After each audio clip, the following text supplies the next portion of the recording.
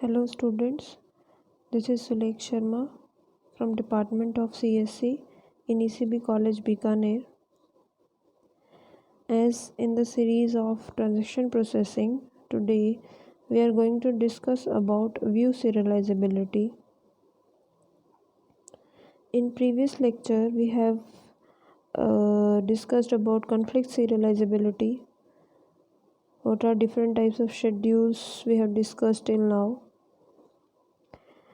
How the serializability can be viewed upon in two different aspects, namely conflict and view serializability. Right, today we'll discuss some examples and mainly focus on our view serializability concepts. There are also some other notions that exist. This is the same classification that we have seen in previous lecture also. Just to remind you again, serial schedules keep your database state consistent, and non-serial schedules may or may not keep your database state consistent. To ensure the consistency of the database, we try non-serial schedule or the interleaved schedules to be serializable. Again, we are emphasizing that schedules need to be checked for serializability so that it could help us to identify which schedules, despite the fact that they are non-serial, but can keep your database state consistent, right? So today, proceeding towards in the same fashion that we want our schedules to be in such a form to view serializable so that our database state remains consistent. Now looking at the conditions that helps you to check whether your schedules are view serializable or not, you need to check first for view equivalence. Just consider that you are having two schedules, namely S and S dash. They will be known as view equivalent if the three conditions are met. And what are these conditions is, first, if you are having some transactions in your schedule S in which one transaction is reading the initial value of Q, then in S dash also the initial value must be read by the same transaction. Again, consider an example that you are having a schedule S which is consisting of two transactions and T1 and T2. Now if there is a data item, suppose A, and its initial value is read by T1, then in schedule S dash also it should read by T1. Similarly, the second condition says that if any instructions in a transaction is reading a value that has been set by another instructions from another transaction, the sequence of this execution should remain same in schedule S dash also. Just repeating that if you are having a schedule S and you are having a number of transactions in which one transaction has written a value to the database for a particular data item A or Q, and another transaction with another instruction of read has read the value of same data item, then the sequence should also exist, the same sequence should also exist in S dash. That means it should not happen that first it is read then it is write in S dash. That sequence of execution should remain same. Third condition that you need to check for view equivalence is the final write is done by whichever transaction in schedule S, it should be done by same transaction in S dash also. So whenever you are having concurrent execution of multiple transactions and you need to check whether our schedule of those concurrent transactions is view serializable or not, first you need to check whether it is view equivalent or not. Now if you found two schedules to be view equivalent, and one of them is a serial schedule, then we'll say the other schedule is known to be view serializable to that particular serial schedule. I'm repeating again, if you are having two schedules in which transactions are occurring and you have proven that the schedules are view equivalent. See, if we are proving that the schedules are view equivalent, that means we are having at least two schedules in front of us. One is S and another one is S dash. Now, out of these two, if one you found to be a serial schedule, then we will call another schedule as view serializable schedule. Again, a formal definition, a schedule S is said to be view serializable if it is view equivalent to a serial schedule. This thing, the same terminology we have also used for conflict serializability. If we found any schedule to be conflict equivalent to a serial schedule, and we have proved this also, we have learned this with the help of an example also. If we are having a set of transactions in a schedule, how we are going to check whether it is conflict serializable or not? Again, to make you remind, we do it with the help of swapping or executing a series of swaps among non-conflict instructions in different transactions. By doing the swapping, simply the order of execution of different instructions in different transactions, if we reach to a serial schedule, that means the initial schedule from where we have started was a conflict serializable. Similarly, we are going to do over here also that if a schedule somehow you have reached to by just satisfying these three conditions and making a swap of series of execution also without affecting these three conditions, and you have reached to a serial schedule, then you will say that the particular schedule is view serializable. One more thing that you have to note over here is that every conflict serializable is also view serializable. Why so? Because conflict serializable schedule is more stricter form than view serializability. So whenever we found that a schedule is conflict serializable, it is also sure that it is a view serializable schedule. So you need not to check further whether it is view serializable or not. But on the other side, if we say that vice versa is not true, when you check a schedule for view serializability, you cannot say same that it is also conflict serializable, because conflict serializability is a stricter form than view serializability.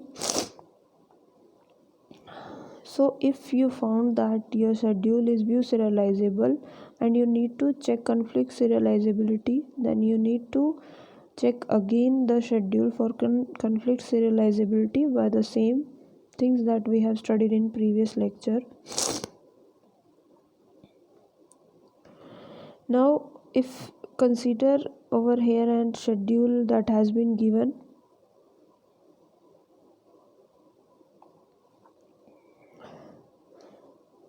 this is a schedule S, this is a schedule S dash.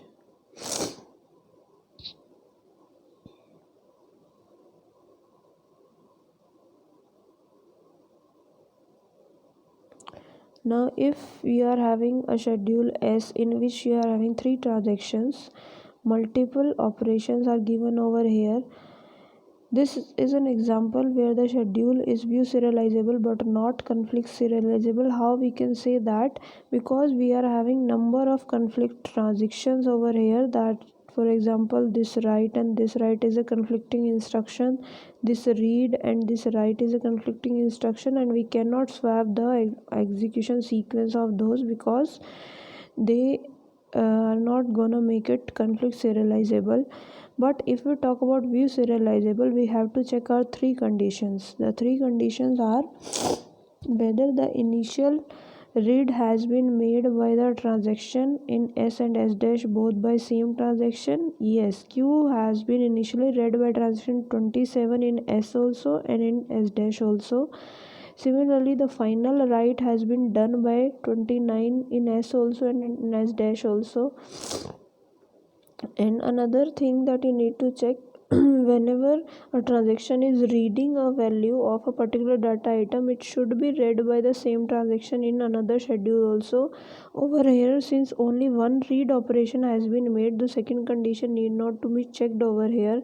Hence we could say that S and S dash are view serializable but not conflict serializable, because we are not able to swap these instructions because they are conflicting instructions. If you note over here that we are performing blind writes, basically blind writes are when we are writing without any reading. If you can see in transaction 28 and 29, we are simply writing the values of data item without knowing what were the previous values, or without worrying, without reading the values of Q. It is also a way to check whether your whether your schedule is view serializable or not. Any view serializable schedule which is not conflict serializable is always have blind writes. Means if the schedule is not having blind writes, you can say that schedule is not view serializable. See, the types or the test or the checks that we are talking about at at multiple instants in our videos, they will be discussed in next video about how we could test how we could test a schedule, whether it is serializable or not serializable, or if it is, then whether it is conflict or it is view serializable. And we have to keep these things in mind, the conditions also, the basic facts also, to check how it is conflict serializable or view serializable. Some other methods are also available which could help us to check. Whenever we are checking for any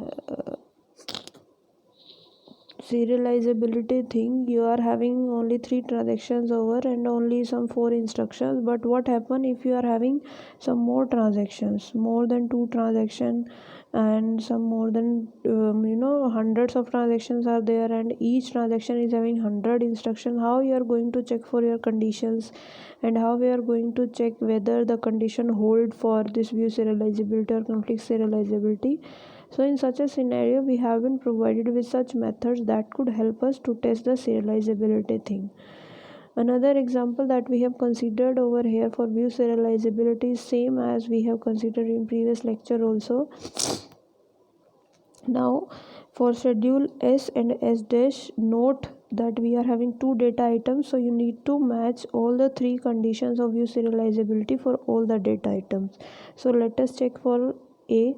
The initial operation of read for A has been done by T1 in S, so it should be done by T1 in S dash also. Yes, it is true. Third condition was that final write of A should be, over here it has been done by final write of A has been done by T2 in S, so it should be same in S dash also. Yes, final write of A has been done by T2 in S dash, so this condition also true. If now the second condition was that whenever the transaction is reading a value written by another transaction or another instruction, the sequence should remain same. Over here also, the transaction T2 is reading the value of A and it has been written by transaction T1. Over here also the transaction T2 is reading the value of A that has been written by T1 in the same sequence. So all the 3 conditions are matched for A, and you can same check for B also that these conditions are met. So we can say schedule S and S dash are view equivalent, and since your S dash is a serial schedule, that all the instructions of T2 are followed by all the instruction of T1, we can say that schedule S is view serializable. There are some other perspectives or notions of serializability also. An example that we have written over here for true transaction, which is neither conflict equivalent nor view equivalent, but still it is giving you the same output of a serial execution T1 followed by T5. So such type of serializability notions that cannot be checked, or uh, that are not, this type of serializability notions require much of analysis. But over here we are just going to consider two types of serializability that you could check also. So this was all for today's video. In next video we will proceed with our testing methods or the techniques that could help us to check whether a schedule is view conflict serializable or not, or view serializable or not. So just having a quick review of what we have discussed today, that to check whether a schedule is view serializable or not, first you need to check for its view equivalence. Two schedules are said to be view equivalence if the conditions are met. First, whichever transaction is reading the initial value in one schedule should do the same in S dash also. Same goes for final write also for the same data item in S as well as S dash. Transaction should be same. And second, the last condition should be the sequence of reading of a particular data item that has been followed by writing of that data item in different transaction. The sequence of that execution should remain same in another schedule also. These two schedules then are termed as view equivalent, and if out of them one is your serial schedule, then another schedule is known to be view serializable. So I hope the things are clear to you. If you have any query, you could comment me. Till then, thank you very much and stay safe at your home. Thank you again.